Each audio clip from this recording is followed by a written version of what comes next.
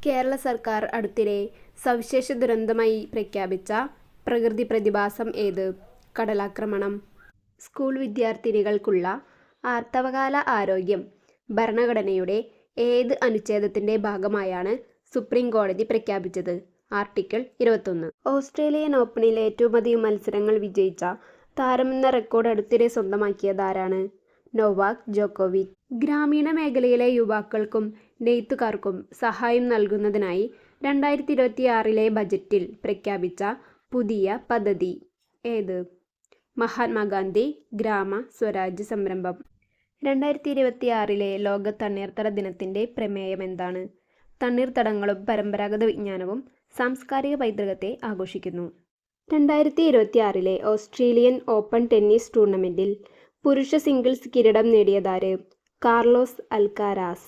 2026 കേന്ദ്ര ബജറ്റിൽ പ്രഖ്യാപിച്ച പ്രകാരം ഇന്ത്യയിലെ എല്ലാ ജില്ലകളിലും സ്ത്രീകൾക്കായി സ്ഥാപിക്കാൻ പോകുന്ന സൗകര്യമേത്? വനിതാ ഹോസ്റ്റലുകൾ. കേന്ദ്ര ബജറ്റിൽ കടലാമകളുടെ സംരക്ഷണത്തിനും ഇക്കോ ടൂറിസം വികസനത്തിനുമായി തെരഞ്ഞെടുത്ത സംസ്ഥാനങ്ങൾ ഏതെല്ലാം? കേരളം, കർണാടക, ഒഡീഷ. ലോകബാങ്ക് സഹായത്തോടെ കേരള കാർഷിക വകുപ്പ് നടപ്പിലാക്കുന്ന കാലാവസ്ഥാ പ്രതിരോധ കാർഷിക മൂല്യ ശൃംഖല നവീകരണ പദ്ധതിയുടെ ചുരുക്കപ്പേര്? കേര. ജെൻസി തലമുറയെ ലക്ഷ്യമിട്ട് കുടുംബശ്രീ ആരംഭിച്ച പുതിയ ഭക്ഷണശാല ശൃംഖല മീറ്റ് പോയിന്റ്. പഞ്ചാബിലെ ആദംപൂർ വിമാനത്താവളം ഏത് സിദ്ധന്റെ സ്മരണാർത്ഥമാണ് പുനർനാമകരണം ചെയ്തത്? Shri Guru Ravidas G. 2026 Australian open വനിതാ സിംഗിൾസ് കിരീടം നേടിയത് എലേന റിബാക്കിന.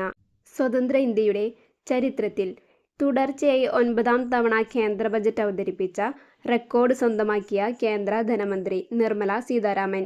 ഇന്ത്യയും യൂറോപ്യൻ യൂണിയനും തമ്മിലുള്ള സ്വതന്ത്ര വ്യാപാര കരാർ പ്രകാരം എത്ര വർഷത്തിനുള്ളിൽ ഇന്ത്യയെ ഒരു വികസിത രാഷ്ട്രമാക്കി മാറ്റാനാണ് ലക്ഷ്യമിടുന്നത്? 2047. മഹാരാഷ്ട്രയുടെ ചരിത്രത്തിലെ ആദ്യ വനിതാ ഉപമുഖ്യമന്ത്രിയായി സത്യപ്രതിജ്ഞ ചെയ്തത് ആരാണ്? സുനേന്ദ്ര പവാർ.